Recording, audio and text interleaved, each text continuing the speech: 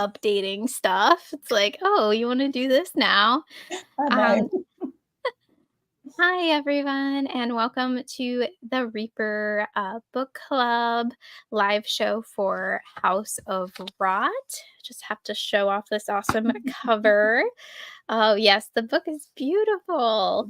And I'm joined by Jen from Literary Love 123, and her channel is linked down below. She has a master's in English and a passion for the horror genre. So definitely check out her channel. It is wonderful over there. I feel like I always do learn something from your videos, honestly. And yeah, you're doing a House of Leaves read along in Yes, November. I just saw that, and I'm yes. like, do I need to reread House of Leaves? I might, so I might be joining in on that. So that's Yay. exciting.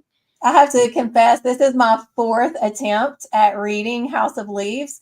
So I knew if I put together this group read and was like leaving it up, I'd kind of be forced to finish. So I'm nervous, but excited. Yeah, heard you say that, and I was like, oh, I read it in 2 days, but Uh, I don't recommend what? that either. Do not read House of Leaves in 2 days. I didn't leave my house. You I must don't be a think I genius. I don't know how you could do that in 2 days, Katrina. I'm impressed. No, not a genius, just crazy.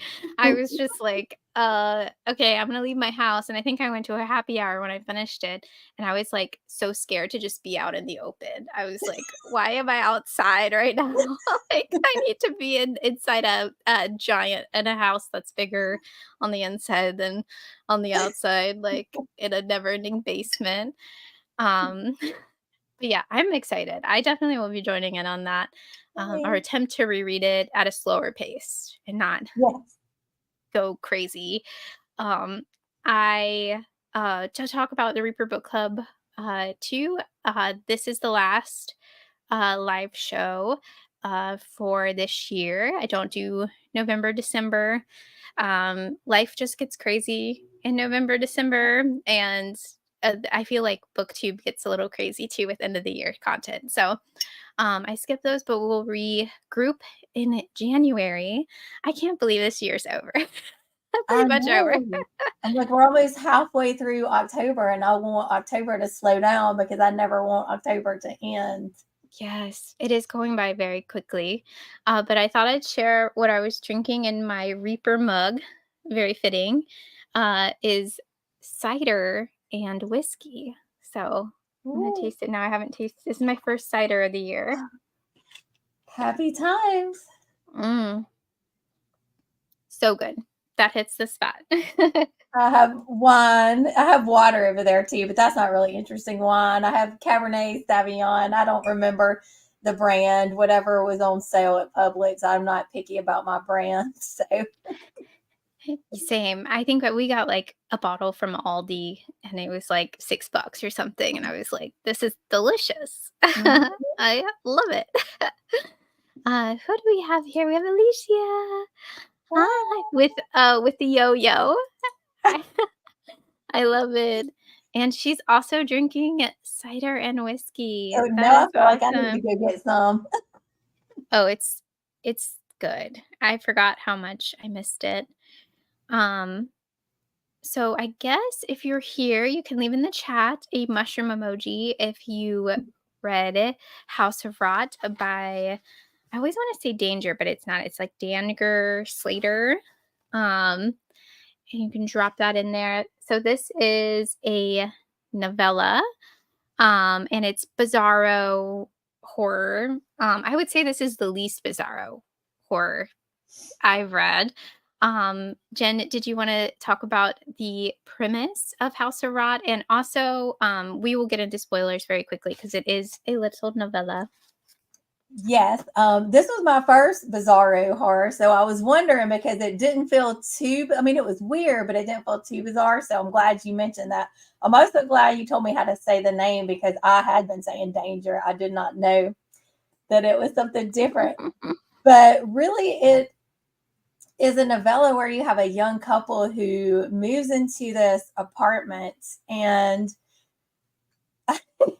things go from bad to worse. They start to notice this fungus that's growing, and they realize it's mold, and it begins to overtake the apartment and overtake them too. And they're stuck in like this endless time loop, and they cannot escape from their apartment because the mold is like blocking the door. And I feel like there's a lot of themes going on in it, but that's kind of just the surface there about this couple who is a bit in over their heads. Probably it does mention they're millennials and like they're kind of struggling with money, but they were able to get this apartment and then they're just entrapped in it and it overtakes them. Yeah, so a really simple premise. I was told to read this from our friend Lauren from Happy on Sliberry.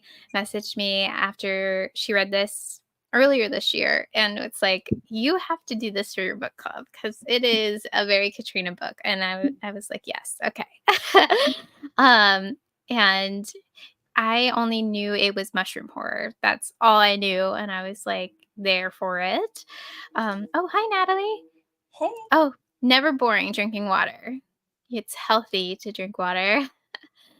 Um, and you guys read it, yay! Yay. Yes, I love a good time loop story Mhm. as well. Um, and yeah, overall thoughts for this and ratings too. You guys can feel free to drop your ratings too in the comments. I thinking a very high 4 for this. Um, and sometimes my ratings do change at the end of it, like talking about books.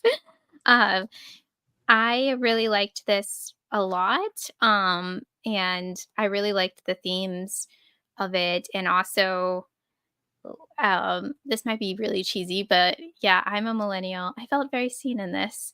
And there's a lot of relating to this couple, like especially with the particular part with the mattress. I felt I that is literally a conversation I've had with my partner about the mattress. It's the nicest thing we have. Like, um, so yeah, I really related to it. I really enjoyed it. I just wish there was more of it. So, um, yeah. What did you think?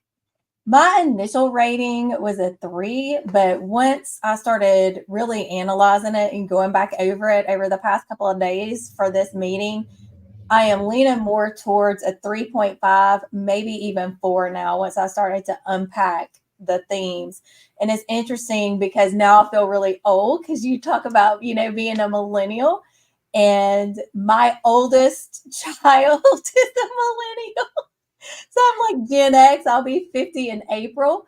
But I could really look at it through the lens of my oldest child and what she is going through. I mean, she's doing okay, as far as financially stable, but she doesn't own a home and she might not ever. And I could really think about how all of that was playing out in this story and the layers of, what's a surface weird story, but it has some really deep layers to it, social commentary. So I definitely appreciated it more looking back to unpack it more. Yeah. Oh, how old is your daughter? She is 32. Oh, okay. Yeah, I'm 36. And my partner, he's on the older side. So he's almost on the cusp of Gen X and millennial. Like he's Mhm. like right there. Um, Elder millennials is what Yeah. they're called now. But it's so funny because my two older siblings are Gen Xers, and they always would like when all that millennial stuff was going on, like, oh, millennials are just lazy and all this stuff. They used to give me a bunch of stuff. I was like, we're like the same pretty much. Like we are like the same. We were dealt kind of like the same hand, Mhm. other than like 9/11. Like Yeah. Yes, because Gen X, we're like the first generation that doesn't, as far as what I can tell and what I've read and experienced, doesn't have it as good as our parents. It kind of oh yeah. started there and then it's just gotten worse for millennials. And I just want to go on record and say I love millennials and I don't get the issue that people have with them. So I just had to go Well, on now record. it's shifted. Now it's Gen Z, Yes. and I'm like or Gen Alpha too, even. And I'm like, I'm the same. I'm like, hey, I work with a lot of Gen Zers, and I'm like, I'm there. I'm just like, keep me young, Yes, yes, keep me up to date. What do I need to know? exactly. uh, let's see. Oh yeah, I already clicked on that. 4-star for Alicia. 5-star from Natalie. First time reading something like this. Ooh, Oh, yeah, I could see not reading Bizarro before it being like kind of jarring because you're like, what is this story? What is even going on? I think my first little toe in Bizarro was it Maggots Screaming by Max Booth III. That's also going to be a recommendation of mine, but I think I was reading that and I read Max Booth III's other book and it's not Bizarro. And so I was like, what is happening right now? like, but I loved it. I really tried to put myself in the story and think about how horrifying it would be to yes. mhm, Oh my gosh, mhm. especially the body horror aspects in it. I was like, "These poor people." Like, that was disgusting. It was, and the I know in our little community we talk about peen destruction a lot, but that one scene where that happened, and do we want to Yes. talk about that now? Yes, we can talk about that now. Just the whole way he needed to like use the restroom and he couldn't, and so it talked about him putting his toothbrush up there when it was like his peen was like splitting. I was like, Yep. ooh, ooh, That's when you know it's kind of bizarre when it's like the character does something even more ridiculous than what's already happening. It's like, yeah, that's not you would never do that in that situation. I mean, I wouldn't if I was in that situation. no, I wouldn't be like, "Let me get my toothbrush." Like, right, I'd get my toothbrush out of there, actually. I'd be like, "You need to be very far away from what's yeah, happening." Um, so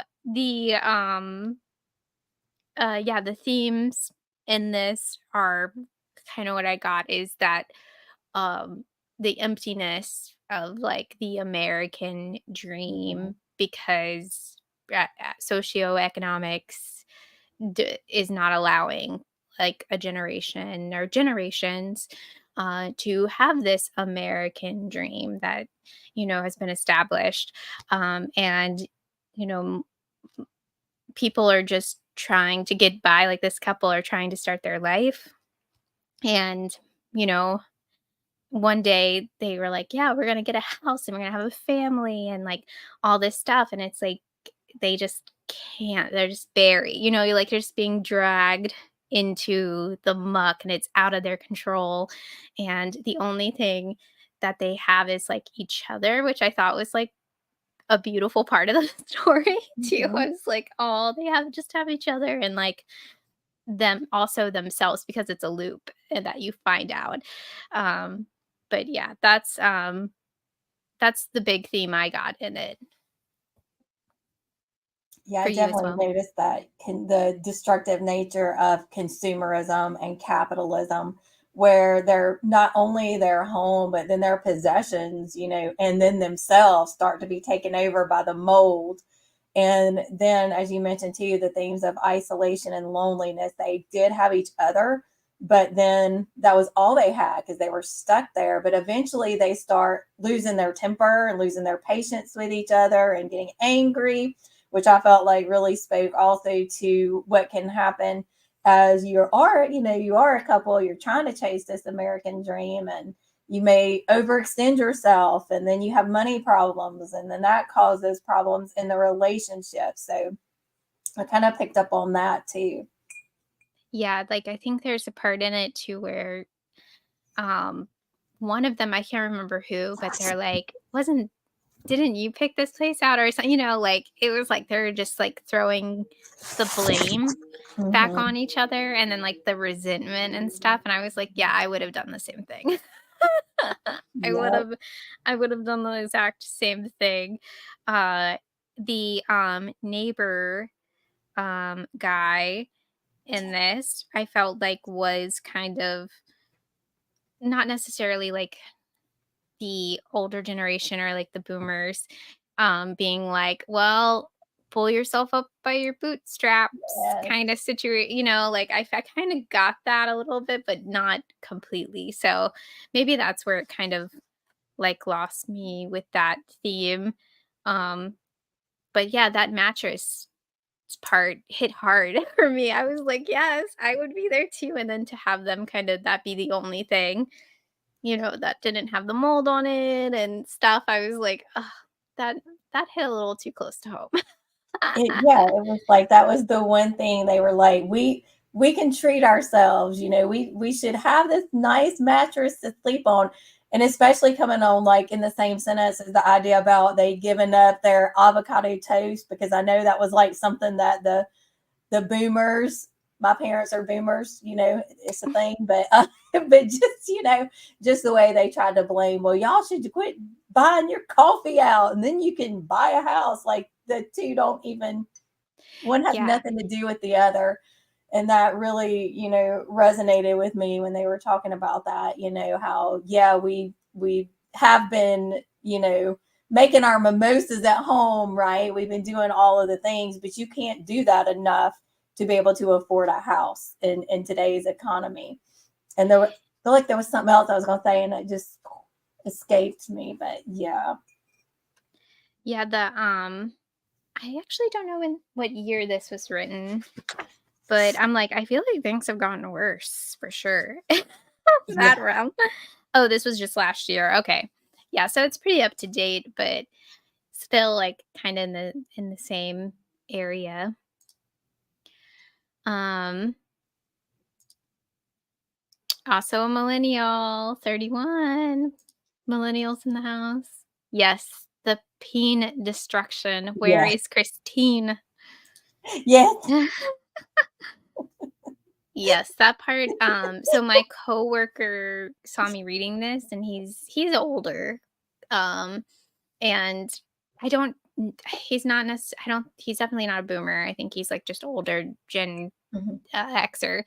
I actually taught him the word boomer the other day, and he said it to somebody. It was funny, but he was like, "Oh, let me read this after you read it," and I was like, after that scene, I was like, "No,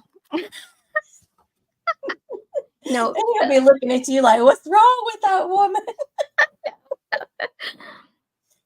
Hi, Melissa. I'm glad you're here to hanging out. How are you? Um, yes, hey, Melissa. I love how they made a point with the mattress. Yes. Mhm. The mattress was probably one of my favorite parts in that because I was like, yes. There is all illustrations in this. Um, and yeah, I don't know if you guys can kind of see. This is them saying they put up a sign here, but they didn't. Um, there's a lot of humor in this. Mhm. And I feel like people can use humor. I know I do. Use humor to deflect a lot. And that's kind of what I felt like the um, husband was doing. I forget everybody's name in this, actually. Miles was his name. Miles. Yeah, I feel like Miles kept deflecting, and um, I'm trying to look for other pictures, and that can be really frustrating when you deal with somebody like that, somebody like me. I, I tend to do it too. Thankfully, like my husband's the same way. We use a lot of dark humor to cope with things, so that does help. But I know sometimes I'll kind of forget if I'm talking to my mom and I'll say like something darkly humorous about a situation, and she'll be like, "Jennifer, just say that." Yeah, that sounds about right too.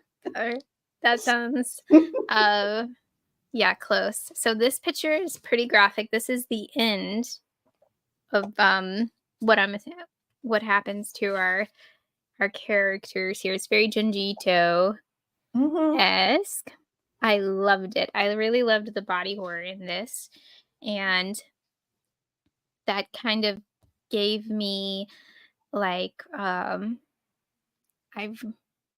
I've read a lot of body horror this year, I feel like, but I feel like body horror is such a good, like, road to take when you have, like, a theme Mhm. being driven, like, because this is a totally different theme than, uh, John Shirley's book that I did, Wet Bones, like, that's about addiction, but it has body horror in it, like, really graphic, gruesome, different body horror. And then there's, like, always, like, the werewolf story that has, like, the body horror of, like, womanhood and, like, there's so many different segues for body horror. I think it's, like, one of my favorite, subgenres in horror. So, um, I kinda wanted to talk about just body horror recommendations in general for other stuff, that, you know, might not hit as hard as this or just, like, I don't know, is, like, fun, and one of those is, like, a newer movie that I saw recently called The Substance, I've and heard so many things about that one. that one deals with, like, um, getting older and, like, having, like, that confidence and how society treats older women, especially, but I thought the metaphor was so good in that one, and it's, like, really gruesome and doesn't hold back, and it just goes there, and you're, like, kinda shocked throughout it. I mean, I was, but people were laughing in my, theater, because there is, like, that funniness to it too, like, it doesn't take itself too seriously. But I was wondering if you had, like, any favorite body horror, movies or book recommendations? Definitely, Ginger Snaps is on my mind this time of year. Have you? I know you've seen the movie. I'm sure probably Ginger Snaps, but just the way it does deal with a young girl coming of age, and it parallels having your first menstrual cycle with transforming into a werewolf. And I think it's really interesting that it takes a woman, a young woman that it happens to, because a lot of times we see men as werewolves, and not women. And along a similar line, Such Sharp Teeth by Rachel Harrison, which deals both with someone who is also transformed into a werewolf, but her twin is pregnant. And so it kind of parallels their experiences with their changing bodies. Yes, I think both of those are so, so good. I've seen all 3 Ginger Snap movies, actually. I really like it. The second one well, the first one and the second one are so, so dark, and then the, 3rd one is like a prequel, like, by Mhm. 200 years or something, and both actresses are back, and, like, it's so good. I was like, "I love it. I love this, trilogy. It's so good." I have not watched the second two because I get in my head so much because I love the first one, and I'm like, I just think I'll be disappointed no matter what. But you convinced me. I think I'll watch the other two. The second one is definitely very dark because it is that other sister kinda grieving, Hmm. and then she ends up in a really bad situation, but, yeah, that one's really dark. I was kinda shocked how dark it goes, um, but, yeah, those are just fun. I think those are the Ginger Snap movies are, like, perfect for Halloween Yes. time as Mhm. well. Um, another, movie, I think is really good is the or with body horror, um, it's hard not to think of a werewolf one, but I was gonna say Society. I feel like Society kind of hits on kind of what this is like, I don't think House of Raw would exist necessarily without Society, Mhm. um, because that hits on, like, those other levels too of, the older generation or, like, the Mhm. generation before us and, like, what are they doing, you know? What did they Yeah. do? That is a good one. And as for What books, are they doing? what are they doing? And, as for books with body horror, I already said Wet Bones by John Shirley. I should have pulled these out. And Brainworms by Alison Rumsfit has some. great body horror. It is so gross though. It's very gnarly towards the end. Um, and I think those are the only 2 I have right now off the top of my head. I do have other, like, bizarro horror, but I wanted to, like, kinda dive deep. So if anybody has any, movie Mhm. recommendations, for body horror, I am down. I'm watching, 31 new to me horror movies uh, this month. So please let me know if there's a good body horror movie out there I have not seen. But there's some great ones I feel like from like the 80s that I'm probably not thinking of, like Basket Case. Would that be considered body horror? Um, like with the brother, and like him being shunned, but the brother still loves him. Like, I don't know. I think that's really cute. Uh, yes, and it's, like, all old-timey and, like, wintry and, like, cozy. Uh, it's great. Slither. Oh, that's great. That is kind of like the other almost, like because it's like an alien movie. Have you seen Slither? I haven't seen that one yet. That one's a lot. There's it's very goofy. It almost reminds me of Tremors for some reason. I don't know why. Maybe because it's kind of like a small town premise, like a really small town gets invaded with these like um almost like slugs, alien slugs, and they like go in people's bodies and like overtake them. And it's like really gross, but like they yeah, transform them. I'll have to Yeah. check that out. Maybe. Worms ick me out, like in The Troop by Nick Cutter. That book, I love it, but it really like Ugh. icky. Yes. Slither's like, yeah, goofy, fun. I remember being kind of obsessed with that movie when I was a kid. I was like, "I love this movie." It's actually kind of really disturbing to watch now, but I was like, "I love it." Uh, somebody's in that too that's, like, hilarious that he's in it. I just thought of another movie while we were talking to you that I have not seen yet. And one of my older daughters, not the one I talked about earlier, but another one, she keeps trying to make me watch it, and that is Tusk. And so I know that would be a body horror. That's a bit bizarre from what I know of it. And she keeps telling me I have to watch it, and I haven't yet, but Tusk. Yes. Oh my gosh. Maybe, like, Kelsey or somebody over on the corn um Discord needs to like stream it or something so you can see it because I think that would be really funny. um yeah, I love Tusk too. That I honestly I did not see that coming. So that was shocking when everything happened. Mhm. I was like, I should have seen it coming though, but I didn't. I was like focused on that character being terrible. He's like a Justin Mhm. Long plays a terrible character, so you're kind of in that. You're like, oh, you're kind of like horrible, like, and then you're like, oh, we're going here. Okay. I don't know if you're familiar with Michael Roker. Yeah, from Merle on The Walking Dead. Yes, Yeah, he is yeah, in Slither, and he's hilarious in it. I love him. Oh, hi, Steph.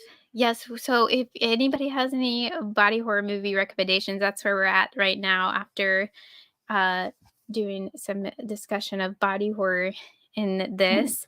For movies first, and then we'll talk about books too. Yeah, Tusk is wild. It's it's really funny too. At the same time, like Johnny Depp is in that movie, and you're like, "What are you What? doing here?" Yeah, and it has one of those endings too that is kind of like House of Rot esque. Like it's just like, just like you just gotta go with the flow, I guess. You just gotta get there. Oh, Slither is on Tubi. Okay. Well, I will have to watch that. I might even watch that tomorrow. I will say I feel like I watched it a couple years ago and the CG wasn't like the best, but it's from 2006. So it's been it's been a minute. But yeah, I remember the acting being like really over the top and like silly and like the the body horror is like legit. And it um I'm trying to think of anything else. I wouldn't really consider like slashers that are really gruesome and stuff to be like body horror. I think there has to be like a transformation Yeah. done in it a bit. Because like yeah, Hellraiser, I don't know. I don't think Hellraiser does any. Oh, I do see The Brood. Have you seen that? Yes. Yeah. I rewatched that recently. I think I watched it a long time ago, and it's, like, on Max right now, and I was like, "Oh, I'm gonna watch it, like, for Halloween-a-thon or something." I'm like, "I'm just gonna put it on." I remember liking it, and I was like, "This is such a bummer of a movie." Like, Yeah. it's, like, cheesy, but it's, like, a bummer. It's, like, Yeah. so sad. It's, like, this woman, like, she's manifesting, like, just her, like I don't wanna say hatred because I don't think it's hatred, I think it's just, like, her being betrayed by the men Mhm. in her life, Mhm. like, and, like, her manifesting it, it's a very, like, motherhood-centric story too, and like, a woman-centric story without her necessarily being in it a lot. Like, she's definitely in it at the end, but I was just like, "Oh my gosh," this because you don't hate her as a villain either, Right. you're not a villain necessarily. It's kind of like these men like messed you up so Mhm. bad. Like the husband messed her up, the Yeah. psychiatrist. I was like, they just messed her up so bad. And then of course they're like, you can't do that. And she's like, what do you mean? I'm a woman, you know? Like I was just like, Mm. Good for therapy, her. therapy's crazy. Yeah. um, I love Oliver Reed though, who plays the psychiatrist. I think, he kind of phones it in that role, but I just watched him in Burnt Offerings. So good. Yes. I still need to read that book. I've watched the movie, but I have not read that book. He is swinging it at, like, 100 in that. I was like, "Dude, like, what are you on?" Like, he took it so serious. I was like, Mhm. "Oh my gosh." Betty Davis did not, though. She was just like, "Whatever." Yeah. Oh, the thing. Yeah. Classic. Classic. I feel, Yes. yeah.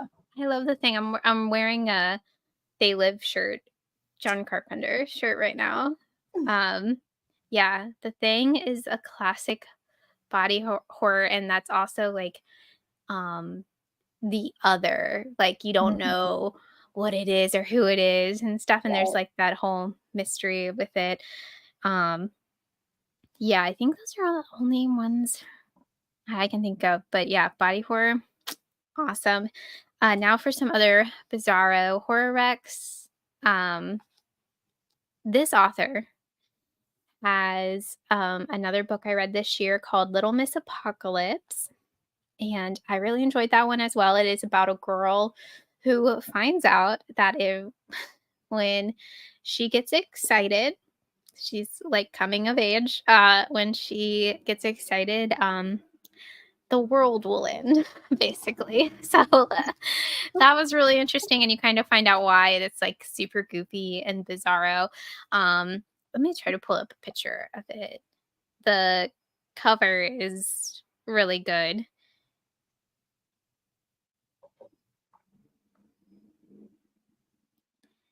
And then I already said, yeah, Maggots Screaming by Max Booth III. And that's kind of like um, that a family finds their corpses of themselves. and they're kind of like, what is this? And it's kind of like, oh yeah, we're already like on our way out. That's kind of what I got. But there's so many Simpson references in that book too. I'm just like, of course I was gonna love it. Yeah, this is the cover for Little Miss Apocalypse. It's very creative. It describes the whole book in the cover, I feel like. Same with this cover. So very good covers for Bizarro Horror. And then Hot Pink Satanism by Damian Cassie and Kira R. Torres. This was one of my favorite books this year. I gave it 5 stars. And it is a horror rom-com. So there's romance in it. And there's like a lot of wrestling references and stuff in it. It's just like very zany and goofy stuff happening. But yeah, a lot of fun. And then this author, Carlton Mellick, I think he's a third too. This author has a lot of these little books that are just really kooky and weird and short. And yeah, I think he has the haunted vagina one. I haven't read that one. Did he write the one about, I haven't read it, but that cover makes me think about, what is it about? Something about every time I see you at Dairy Queen, your face explodes or my face explodes, something like that. Every time I see you at the dairy, or every time we go to the Dairy Queen, my head fucking explodes or something. I think it has a curse word in it.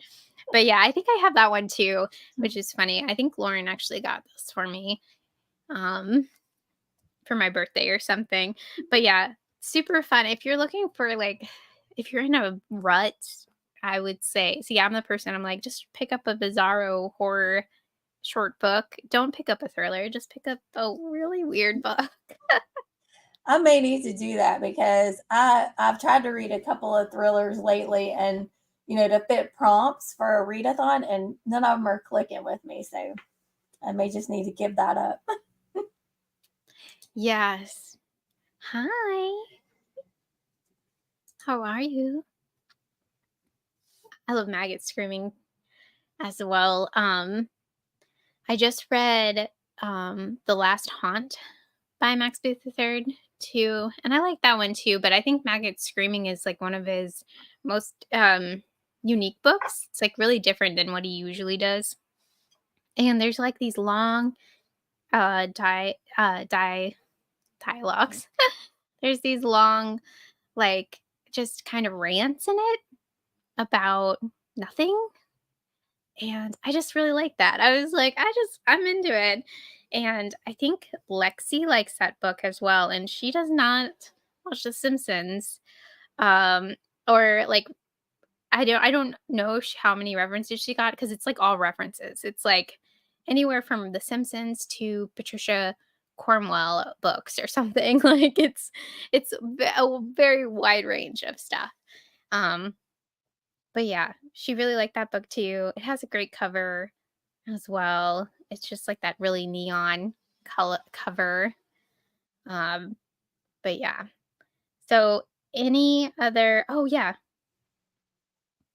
body horror book recommendations too. I forgot to mention What Moves the Dead by T. Kingfisher. Yeah, I got that one right here beside me, so I can. Mushroom Horror as well. I loved it. Yeah, that's another good one too. Have you read What Feast at Night? Yep, I got that one over here too. These covers are just fantastic. I mean, just beautiful. I was actually talking to one of my friends from my other job, and she reads, and it was so funny because we were talking about romance books because I did meet a couple of romance authors like back in August, and I was like, yeah, I don't read romance. And she was like, oh, I read a good romance like last month. It was called like House with Good Bones by T. Kingfisher, and I was like, girly, that is not a romance. I have that one over here too, and that's one of my favorites by her, but I didn't see any romance in it. I mean, there's like she kind of develops a friendship with someone, but it doesn't really get romantic per se. That's interesting.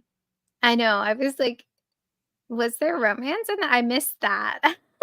Unless maybe, I mean, I don't think she would mean like romanticism as in the era of romanticism, which the Gothic is like an offshoot of that, but that's the only way I could see it possibly being that. I Oh, don't yeah, it know. did have those Gothic vibes, in it. Those I Mhm, feel like it was, like that's more occult mhm, book, mhm. though, which I feel like is, like, a big reveal in it, and I'm glad I didn't know anything Yeah, about it, actually. I was like, "Oh my gosh, I love this." But I thought that was really funny. I was like, and then we talked about T. Kingfisher forever, and, yeah, I love, What Moves the Dead. mhm, I do Um, too. the, there's certain scenes in that book where I'm like, "I need that to be a movie. I just need Yes, it to be a movie or, like, a little mini series or something because it's so good, it's so yes, funny." And, yeah, I love T. Kingfisher's writing, I do too. and I hope she gets, like, an adaptation one day because her stuff seems very cinematic. Yes, it does.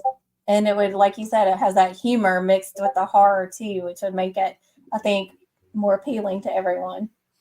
Have you read The Hollow Places? Yes, love That that one one. was funny because it was, like, taxidermy. Yes, I remember I would be laughing, and then I would be like, "Oh, that's scary." Like, I so know. she I has love that, it. like, flow with her writing. It's like she can make you laugh and really connect with the character and then be like, "Oh, I'm actually, like, scared." Yes, and I'm very picky about, especially with books, horror mixed with humor, but she nails it every time. Yes. Well, was there anything else anybody wanted to add about House of Rot? I I do think want to put the my nerd glasses on for a Oh, for a yes, minute. please. Can I do that? Yes. So once I started looking at it, I was like, no, what kind of literary analysis theories can I add, kind of into it? And I picked up on a few. We hadn't really talked that much about the ego criticism and how we could really look at that destructive relationship between the humans and the world around them. Because the neighbor, Brad, he keeps talking about how there used to be a river and they had like put the streets over the river and all the buildings, and so that made me think about the eco criticism and the way that nature was taking everything back by expanding into the apartment and overtaking the apartment and the people. And there was also a mention too about all the high rise buildings going up and gentrification.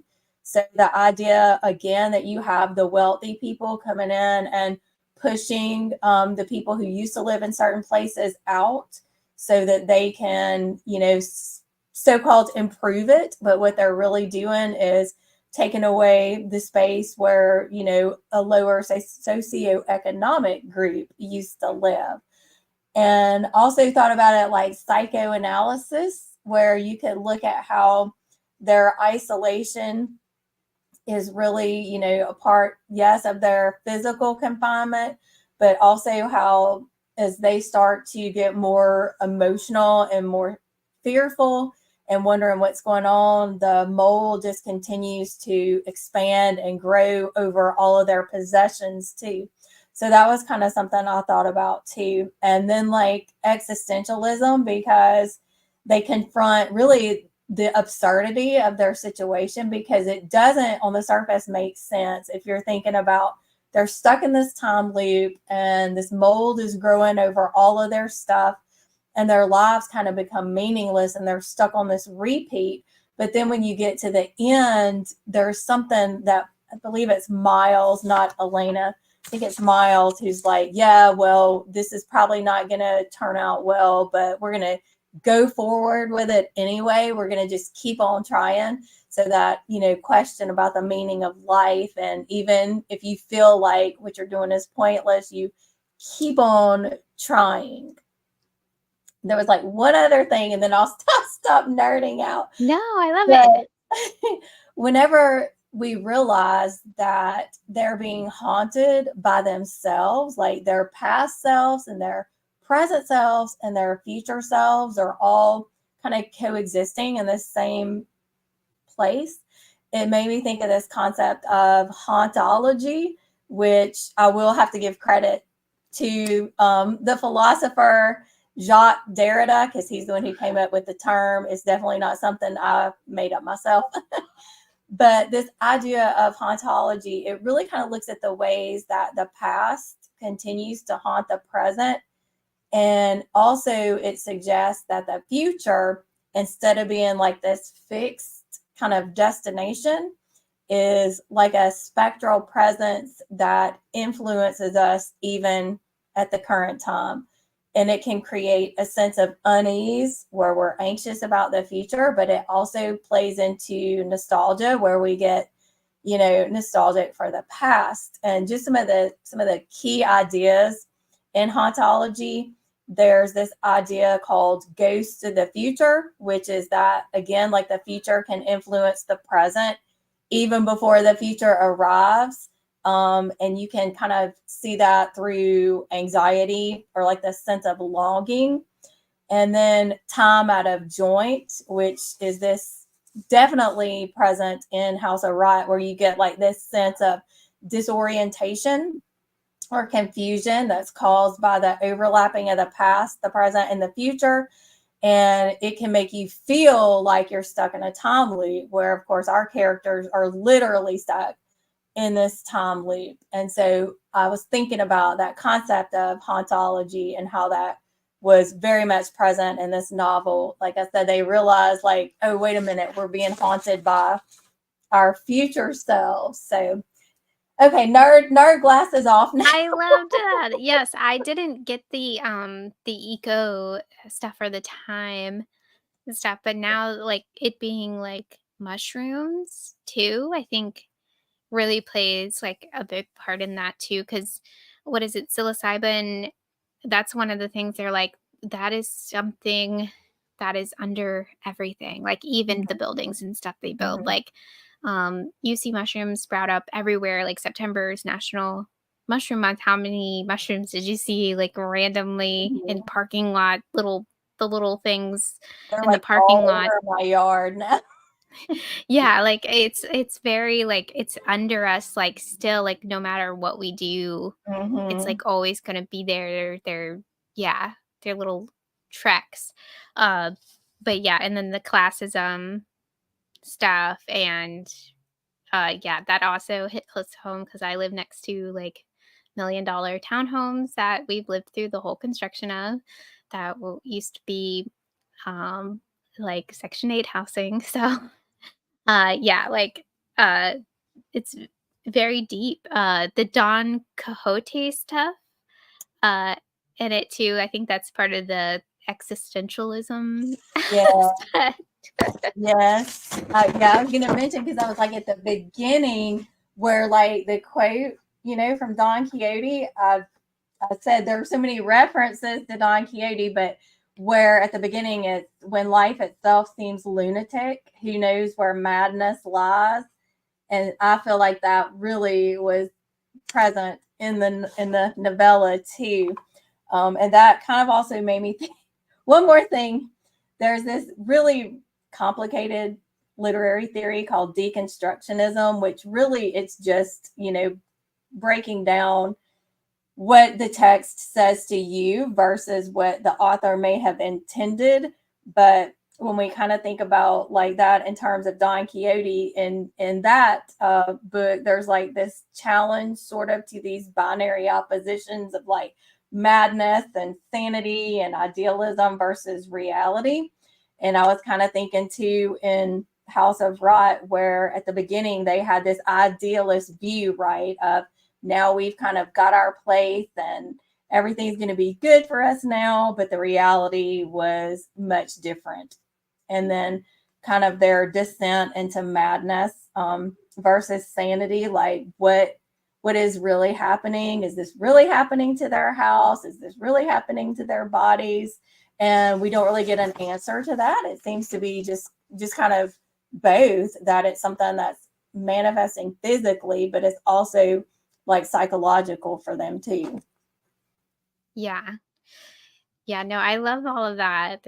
That was amazing. Those are some good, nerd glass parts. Uh, did you guys guess that it was them haunting themselves, or was it a shock? I predicted it early on. Um, I think I did because Elaine, I think she wasn't very scared when she had, like, a different name for them, though. Um, was it, like, the contractor or something? Like, she had, Yeah. like, a different name for uh, the ghost or whatever. She never seemed scared though. She was just like, "That's weird," and then she's like, Hmm. "Oh, it's me." It's very It feels like a Flanagan story, like a Yes. funny if I would love to see Flanagan him do it. decided to do a comedy. Something. And I thought it was sad too, really, how she was trying to help her past self and she really couldn't. She was like, I'm gonna help this person. And then at the end she was like, I'm gonna help my past self so eventually she can get to where I am now. But then it talked about them being on the other side of death. So I'm still contemplating that ending and thinking what happened and what does this mean? Are we all stuck, like I said, in the concept of hauntology with the past, the present, and the future, and they're just going to keep overlapping?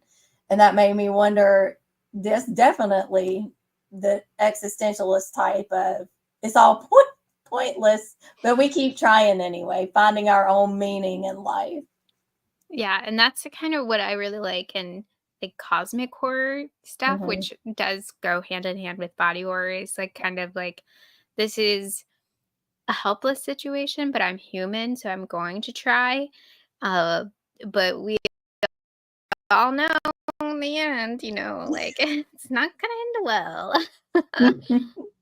But hey, we're gonna have fun doing it. Yes. The I love when you put on your nerd glasses. Yes, I loved all of that. I honestly would not have gotten that the eco stuff. There's the glasses. Yeah, they never got to read it. No, just little snippets of it. There And is it's a long, It's long a book. long book.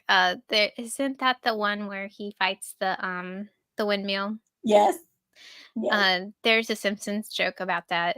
Homer's like, "I'm like the guy that tried to fight the windmill over here," and Marge is like Don Quixote, and he's like, "No, the other guy." I love how the Simpsons take things like that and like put it in there. It's so funny. Yes, yeah, the Simpsons is like bizarro horror now for sure. So far into the future. Well, if anybody has anything else to say about the book, I really enjoyed our discussion. It was so fun, and definitely check out Jen's channel and check out House of Leaves. Yeah. Read along, because speaking of existentialism, Yes. that is a nightmare, pretty much a living nightmare in a book form. I'm excited. Like I said, I'm excited to go into it. But I do want to also put like on record, I'm going back on Goodreads too. I am bumping my rating up to 4 stars. Like I said, I was kind of leaning, but the more we've talked about it, yeah, I'm gonna make it There's 4 stars. there's a lot going on It in is. this. I think this is definitely one of the deeper books I read this year for this book club. I'm trying to think. Ling Hun, that one's really deep too. But I feel like most of them were just kind of like for funsies, like goofy, silly. But yeah, maybe I'll do like a video or something talking about all the past or for this year for the Reaper Club.